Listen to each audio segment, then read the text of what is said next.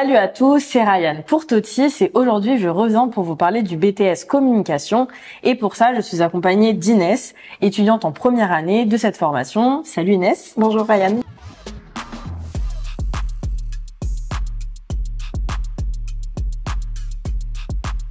Alors Inès, pour commencer, est-ce que tu peux nous parler de ton profil au lycée ?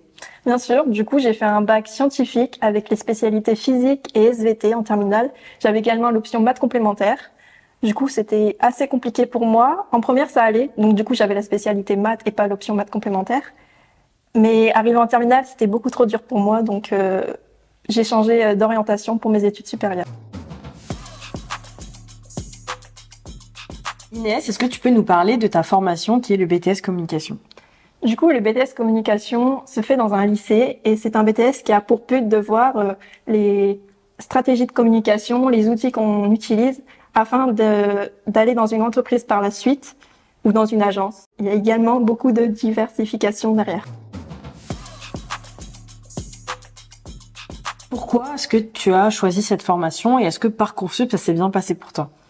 J'ai choisi cette formation car depuis toute petite, j'aime bien les montages. J'en ai déjà fait pour mes parents et ils étaient très bien réalisés. Du coup, je me suis dit, la communication, c'est également beaucoup de montage quand ça concerne les réseaux sociaux surtout. Et en ce qui concerne Parcoursup, j'ai eu beaucoup de vœux de mis. Pour les BTS Communication, j'ai été refusée dans 4 parce qu'ils étaient publics et que je viens du général, mais j'ai été acceptée dans un qui est dans un lycée privé. Et dans ta classe, est-ce qu'il y a un profil type ? Parce que de ton côté, tu as fait des spé plutôt scientifiques. Pas du tout. On vient tous de différentes spécialités, également de différentes filières, que ce soit générale, technologique ou pro, et ça apporte de nombreuses compétences à la classe. Comment s'est passée ta rentrée vu que tu es en première année ? Alors ma rentrée, on est arrivé, on était dans une grande salle, tous ensemble, ceux des études supérieures. On a eu un discours assez strict parce que c'est dans un lycée privé. Et ensuite, on a été dans nos classes respectives avec notre professeur principal, avec distribution d'emploi du temps, des cartes et quelques questions. Et comment s'est fait la transition entre le lycée et le BTS, même si ça reste un peu dans un lycée quand même ? J'ai pas tellement vu de transition. Pour moi, ça reste dans le même contexte. À part ce qui change, c'est entre le lycée public et privé. Privé, c'est beaucoup plus strict, beaucoup plus suivi aussi. Mais je préfère le lycée privé pour le coup. En termes d'organisation et de rythme, est-ce que tu sens que c'est plus intense qu'au lycée ? Je ne dirais pas que c'est plus intense. Moi, je la ressens pas l'intensité parce que je fais des études que j'aime. Donc pour moi, c'est un plaisir même de travailler chez moi ou de travailler en cours. Et au niveau des matières, quelles sont les matières que tu étudies et quelles sont les matières que tu aimes le plus ?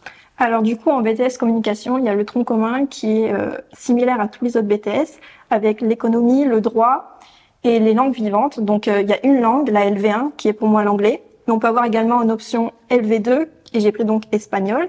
Et ensuite, on va avoir des matières plus spécialisées, comme la culture de la communication, F1, F2, F3, donc c'est un ensemble de F1 par exemple, c'est du projet de communication. F2, c'est des conseils et relations avec les annonceurs et F3, c'est de la veille opérationnelle. Et ensuite, il y a également 2 types d'ateliers. On a l'atelier production et l'atelier relations commerciales. Et du coup, qu'est-ce que tu aimes le plus ?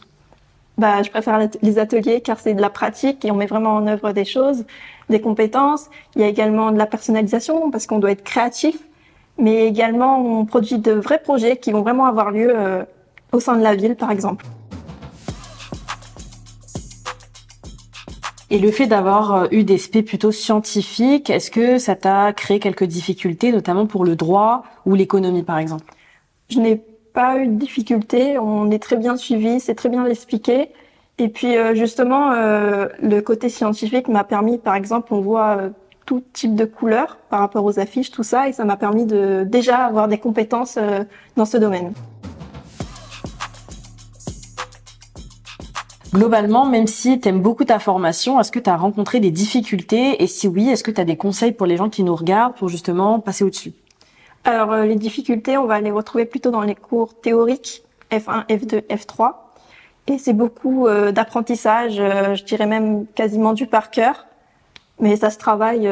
Et puis on est censé avoir l'habitude depuis le lycée du par cœur, d'apprendre nos cours, tout ça. Et de ton côté, Inès, qu'est-ce que t'aimes le plus au quotidien hors l'aspect académique? Ce que je préfère, c'est l'ambiance de classe. On est vraiment très soudés. Après chaque euro, par exemple, de chaque personne, on s'applaudit tous. Il y a vraiment un esprit d'équipe. Et puis même, on organise des choses à l'extérieur. Un laser game va peut-être être organisé. Ah bah c'est super ça. Oui. Inès, qu'est-ce qu'on peut faire après ce BTS? Donc après ce BTS, on peut poursuivre ses études dans la publicité, dans la presse, dans la communication, mais aussi dans l'événementiel. Et en ce qui concerne les métiers dans lesquels on peut aller directement après le BTS, on a attaché de presse, responsable événementiel, assistant de communication, mais également chef de produit web et encore d'autres. C'est assez varié. Et enfin, Inès, pourquoi est-ce que tu recommandes cette formation que tu as l'air de beaucoup aimer? Je recommande cette formation pour la liberté de création, avec tout ce qui est affiches, flyers, même des logos pour des entreprises, on en crée. Également pour l'analyse d'affiches. Donc par exemple, je me balade dans la rue, maintenant je regarde des affiches et je les comprends. Je comprends le sens caché, ça c'est très intéressant.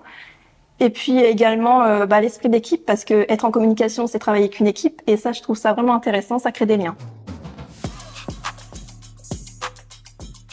Écoute, je te remercie pour toutes tes réponses et pour ton temps également. Je vous remercie également de nous suivre à chacune de nos vidéos. N'oubliez pas de vous abonner à la chaîne YouTube de Totis et à laisser un commentaire. À la prochaine.